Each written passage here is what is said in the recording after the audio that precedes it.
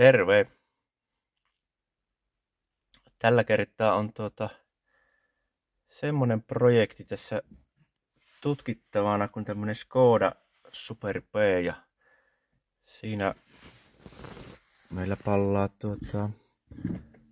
ABS-merkkivalo. Ja tähän on vaihdettu se vasen takapyörän ABS-tunnistinanturi. Mutta vika on edelleen päällä ja nyt olisi tarkoitus lähteä tutkimaan, että mikä siellä sitten niin kuin oikeasti ahistaa. Mutta joo, aloitellaanpas siitä, että lähdetään lukemaan noita vikakoodia ja katsomaan vähän, että mistä on kyse.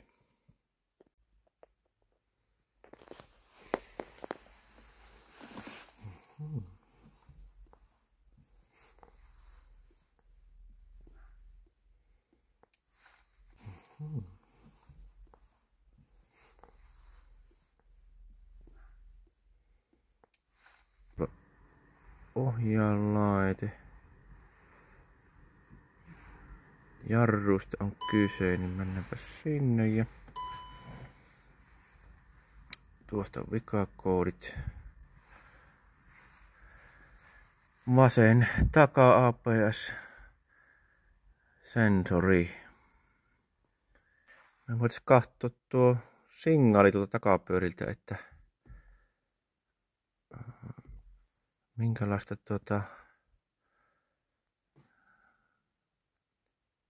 taka on vasen ja taka oikein. Otetaan nuo takapyörät tuohon ja noin.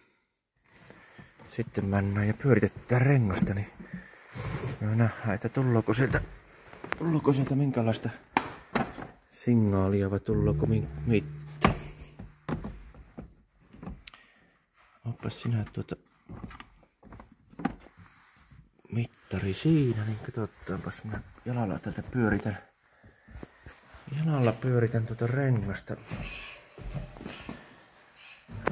Mitä se sanoo? Jaha. Tullaanpa aika mielenkiintoisen näköistä käppyrätä. Pomppii aika rajusti. Ehkä otetaanpa sitten tuo toinen pyörä. Minä otan tuonne ja oikea takapyörä. Pannaanpa se pyörimään tuosta ja no joo. Pannaanpas vielä uudestaan.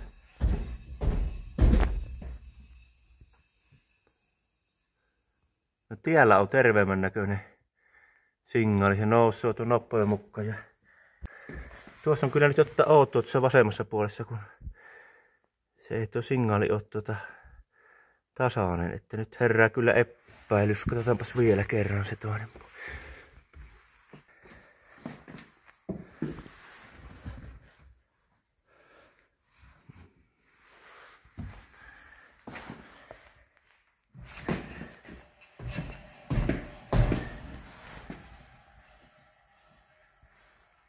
Kyllä.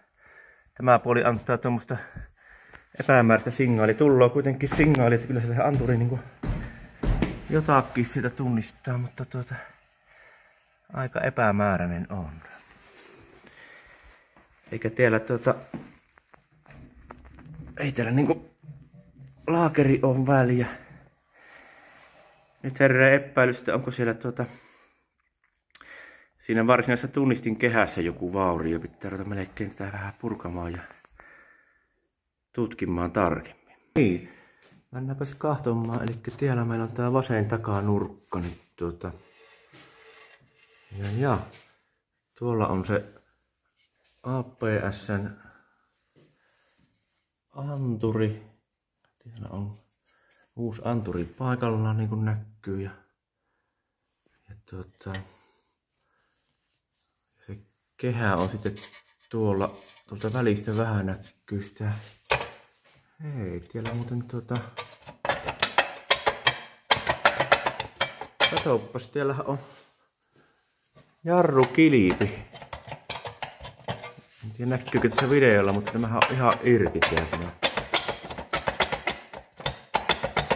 Nyt herää heti kysymys, että ollaanko tässä nyt ongelman niin tuoltahan näkyy, tuolta on murtunut irti, tuolla on tuo kiinnityspultti ainakin yksi. Niin. Onko nyt tämä päässyt täällä välissä heilumaan ja hankoamaan sitä ABS:n kehheä kappaleeksi, kun tuollahan näkyy vanteessakin jälkeen. Siinäpä voisi ollakin syy, miksi tämä ei pello kunnolla tämä. Voittaakin ruveta purkamaan vielä teiltä lisää ja katsotaan, onko siellä jotain vauriota tuolla.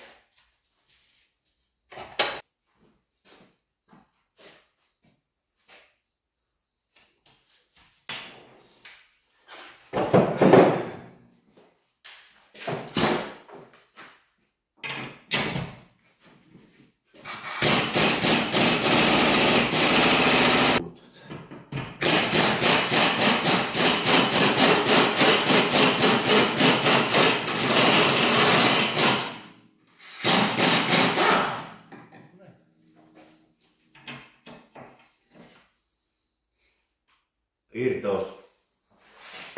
Sitten pitäisi vielä toinen. Toinen vielä. Missäkin?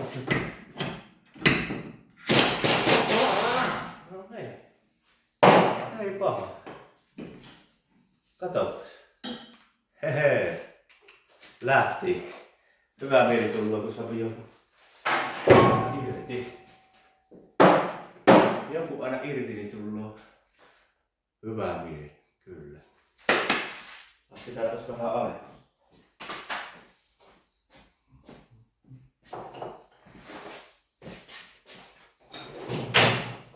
No niin.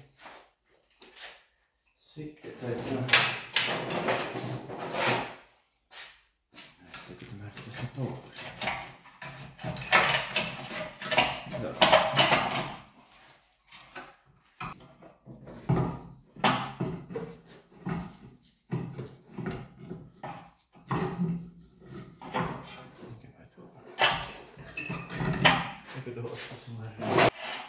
Tästä tuo levyys tästä pois. No.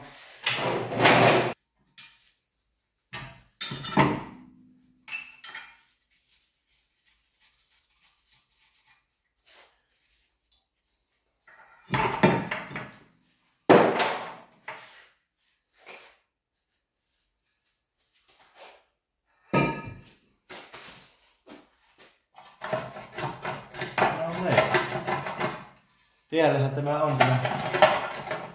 On se tänne hangannut. On se hangannut tänne. Täällä on se ABS:n kehä. Tuossa näkyy se anturinpia, en tiedä näkyykö sinne kameraa, mutta minäpä otan vähän lähemmäksi sitä, niin katsotaan. Eli tuossa on se ABS-anturinpia, mikä tulee tuolta läpi, ja tässä on tämä se kehä, mitä se lukkoo. Kun pyörä pyörii, niin tässä tämä liikkuu. Mutta tämä on tämä pelti tiellä ihan irti, niin sehän on päässyt hankoon, mutta tuostahan näkyy, että se on ihan hankkausjälki. Tässä nyt vahva epäilys, että meillä menee tämä laakeripaketti nyt vaihtoon.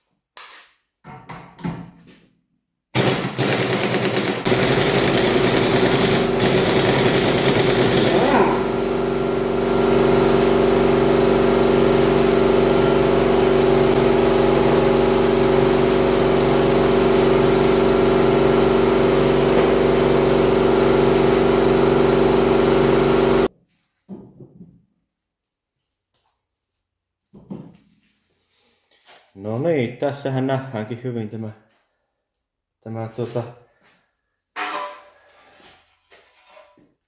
vaurio, eli se on tämä pelti on ollut irti, niin se on tänne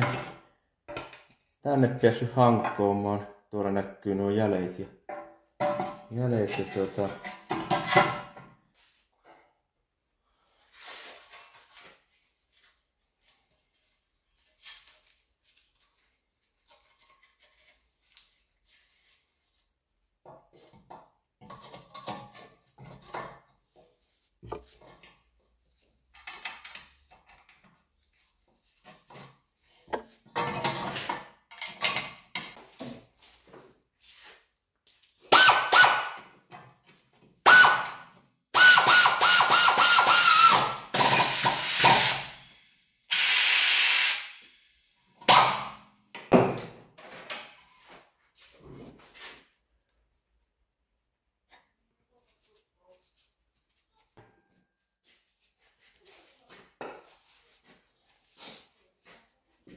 tässä näkyy nyt tämä uusi laakeriyksikkö ja siinä on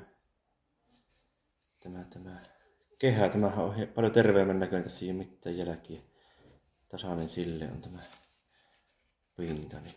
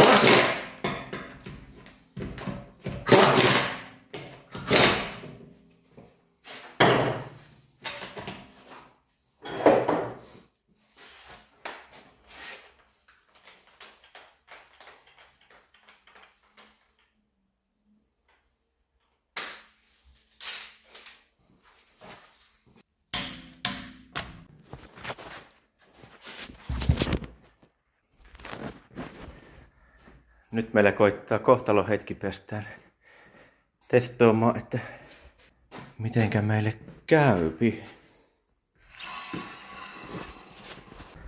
Siellä on nyt otettu ne molemmat takapyörät ja minäpäs pistän nyt pyörimään tuon pyörän ja katsotaan miten meille nyt käy.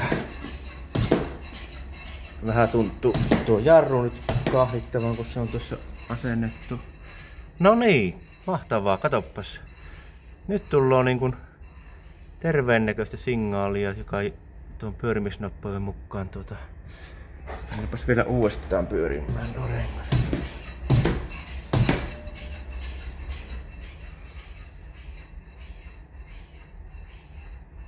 nyt se näyttää samalta kuin tuolla oikeallakin puolella. Eli vikaa pitäisi olla korjattuna ja meillä on nyt vikakoodit poistettu, niin seuraava juttupa olisi sitten käydä pikku koeajulla ja varmistaa, että se vielä tuolla ajiessa ei tule mitään ongelmia, mutta tämä oli tämmönen tappaus, selvisi ihan kivasti tuo vika tuolta ja